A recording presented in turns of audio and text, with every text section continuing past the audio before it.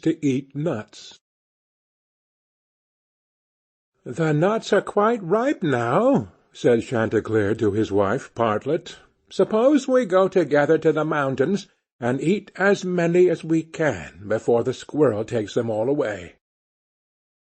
"With all my heart," said Partlet.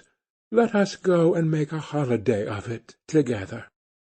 So they went to the mountains, and, as it was a lovely day, they stayed there till the evening. Now, whether it was that they had eaten so many nuts that they could not walk, or whether they were lazy and would not, I do not know. However, they took it into their heads that it did not become them to go home on foot.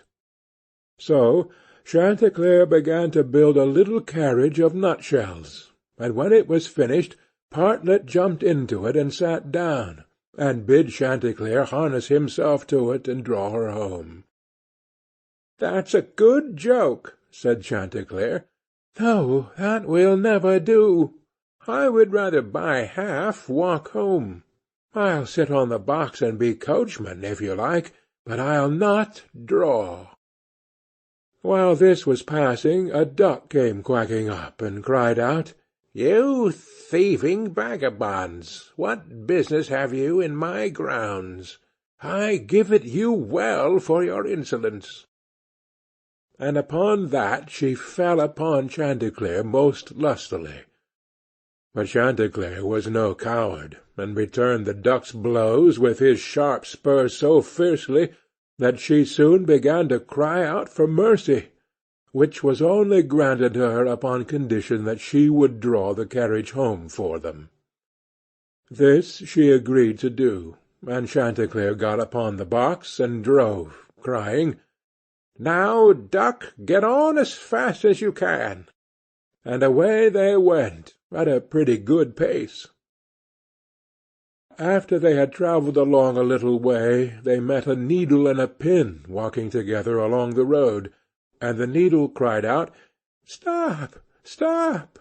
and said it was so dark that they could hardly find their way, and such dirty walking they could not get on at all. He told them that he and his friend the pin had been at a public-house a few miles off, and had sat drinking till they had forgotten how late it was. He begged, therefore, that the travellers would be so kind as to give them a lift in their carriage. Chanticleer, observing that they were but thin fellows, and not likely to take up much room, told them they might ride, but made them promise not to dirty the wheels of the carriage in getting in, nor to tread upon Partlet's toes. Late at night they arrived at an inn, and as it was bad travelling in the dark, and the duck seemed much tired, and waddled about a good deal from one side to the other, they made up their minds to fix their quarters there. But the landlord at first was unwilling, and said his house was full, thinking they might not be very respectable company. However, they spoke civilly to him, and gave him the egg which Partlet had laid by the way, and said they would give him the duck, who was in the habit of laying one every day. So at last he let them come in, and they bespoke a handsome supper, and spent the evening very jollily. Early in the morning, before it was quite light, and when nobody was stirring in the inn, Chanticleer awakened his wife, and, fetching the egg, they pecked a hole in it, ate it up, and threw the shells into the fireplace. They then went to the pin and needle, who were fast asleep, and seizing them by the heads, stuck one into the landlord's easy-chair, and the other into his handkerchief, and having done this they crept away as softly as possible. However, the duck, who slept in the open air in the yard, heard them coming, and jumping into the brook which ran close by the inn, soon swam out of their reach.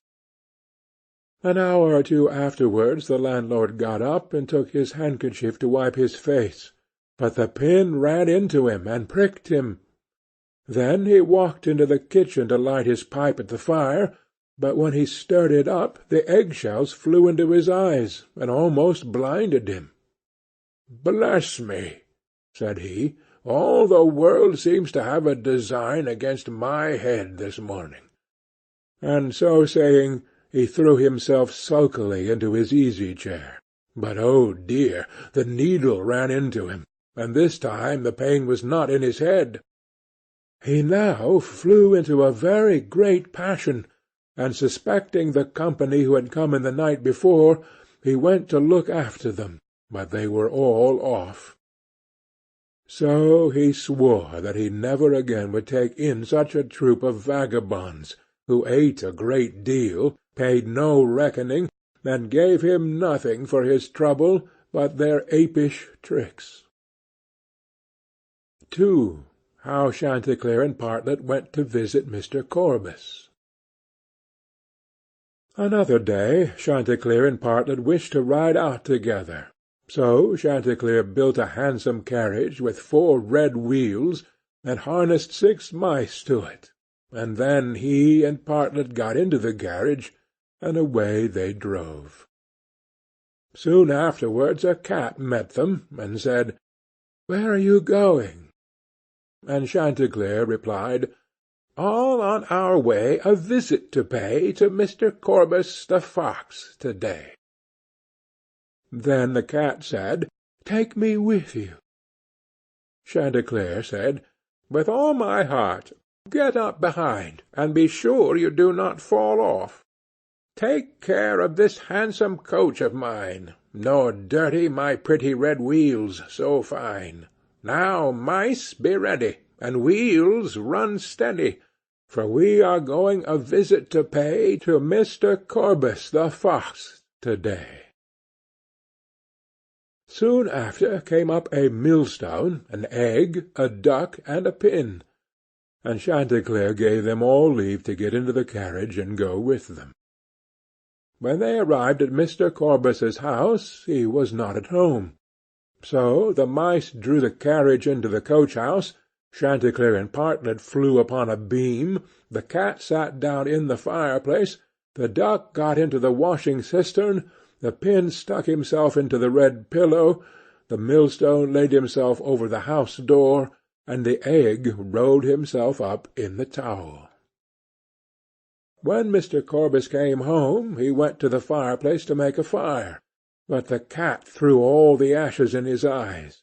So he ran to the kitchen to wash himself, but there the duck splashed all the water in his face, and when he tried to wipe himself, the egg broke to pieces in the towel all over his face and eyes. Then he was very angry, and went without his supper to bed. But when he laid his head on the pillow, the pin ran into his cheek. At this he became quite furious, and jumping up would have run out of the house, but when he came to the door the millstone fell down on his head and killed him on the spot. 3. How Partlet died and was buried, and how Chanticleer died of grief. Another day Chanticleer and Partlet agreed to go again to the mountains to eat nuts, and it was settled that all the nuts which they found should be shared equally between them. Now Partlet found a very large nut, but she said nothing about it to Chanticleer, and kept it all to herself. However, it was so big that she could not swallow it, and it stuck in her throat. Then she was in a great fright, and cried out to Chanticleer, "Pray run as fast as you can, and fetch me some water, or I shall be choked." Chanticleer ran as fast as he could to the river, and said, "River, give me some water, for Partlet lies in the mountain, and will be choked by a great nut." The river said, "Run first to the bride, and ask her for a silken cord to draw up the water." Chanticleer ran to the bride, and said, "Bride, you must give me a silken cord, for then the river will give me water, and the water I will give to Partlet, who lies on the mountain, and will be choked by a great nut." But the bride said, "Run first, and bring me my garland that is hanging on a willow in the garden." Then Chanticleer ran to the garden, and took the garland from the bough where it hung, and brought it to the bride, and then the bride gave him the silken cord, and he took the silken cord to the river, and the river gave him water, and he carried the water to Partlet. But in the meantime she was choked by the great nut, and lay quite dead, and never moved any more. Then Chanticleer was very sorry, and cried bitterly, and all the beasts came and wept with him over poor Bartlett, and 6 mice built a little hearse to carry her to her grave, and when it was ready they harnessed themselves before it, and Chanticleer drove them. On the way they met the fox. "Where are you going, Chanticleer?" said he. "To bury my Partlet," said the other. "May I go with you?" said the fox.